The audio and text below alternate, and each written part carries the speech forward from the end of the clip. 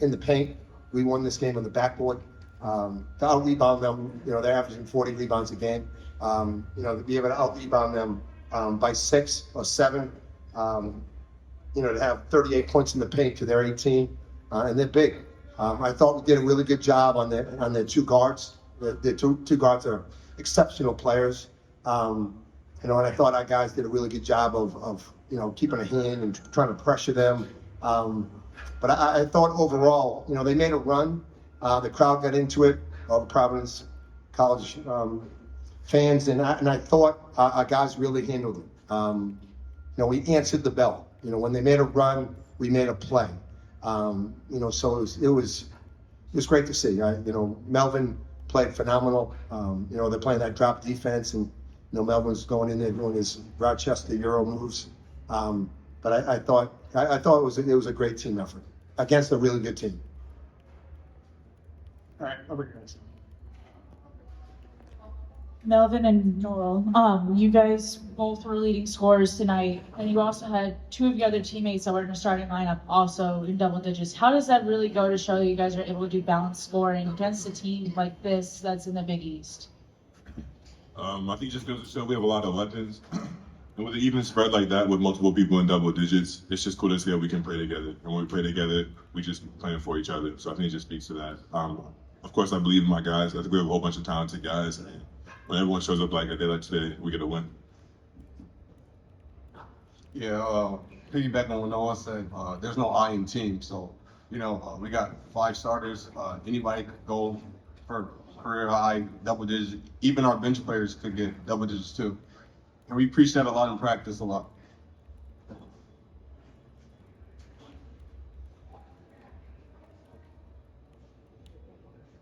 Melvin, I'm curious that finger roll move, righty, lefty, does it really matter?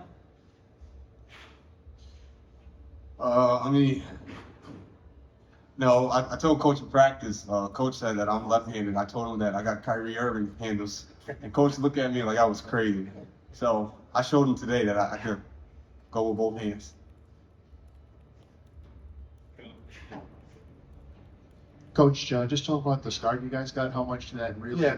Was that like more defensive? You thought taking them out of their rhythm? Or? Yeah, I just thought that in games of this magnitude against a Big East opponent or a Power 4 or however you want to describe it, I think you got to land the first punch. You can't play tentative. You can't play on your heels. You got to attack it, and you got to set the tone. It's like the ball is coming into your yard. You get a decision to make. Do you sit on the porch, or do you go out and throw the first punch on the front lawn? And we needed to throw that first punch. And I thought our guys, from a defensive standpoint, going to the glass, attacking the paint, I thought that our guys really answered the bell. And that was, to me, that was a huge part of the game. We got a good team. We got a great league, and you see that. And Providence is a hell of a team, and we got 3 teams that beat Providence in our league. We don't need to take a backseat to anybody in this country. We got a phenomenal league, and and I think we're showing it, and I think it's going to continue to show as we go forward in this season. You just answered my question, but I'll ask you a different question. With the PC defense, their drop, how are you able to still get those 38 points in the paint? It's not the first time a team has done that to them.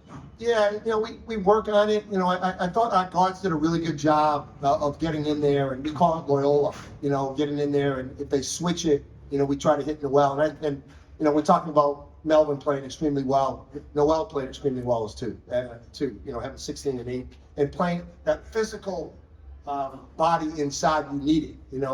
Basketball, it's changed, and it's 3-point shooting, and it's skill, but I'm an old school guy. You need to win the paint. And our guards did a really good job of getting their guards on their back, and Melvin did a really good job of it's almost like you're gonna play with that 5-man and make him a little bit uncomfortable. And I thought we did that, and we did a good job on offensive rebounding too. We had 19 offensive rebounds, and that's a huge key too. I think there's a 70% of second shots either get fouled or they go in.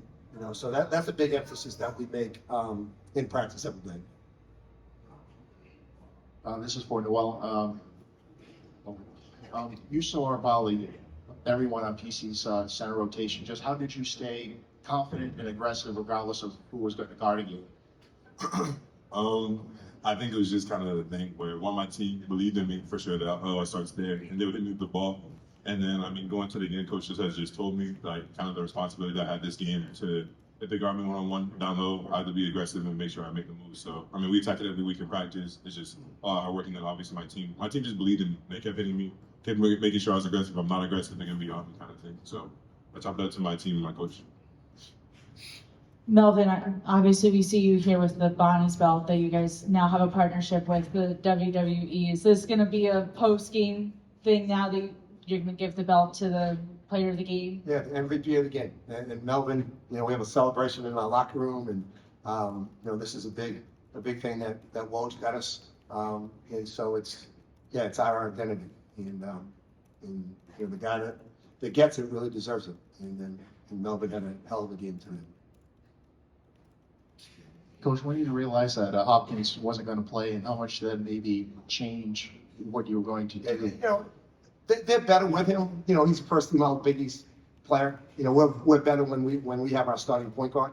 But yeah, it's, you know, he creates so many problems. You know, he posts up. You know, he's backing and you have to double him. And, you know, he just presents a lot of problems. And you know, hopefully he gets healthy, and he's a heck of a player. And anytime you lose your best player, it's not good.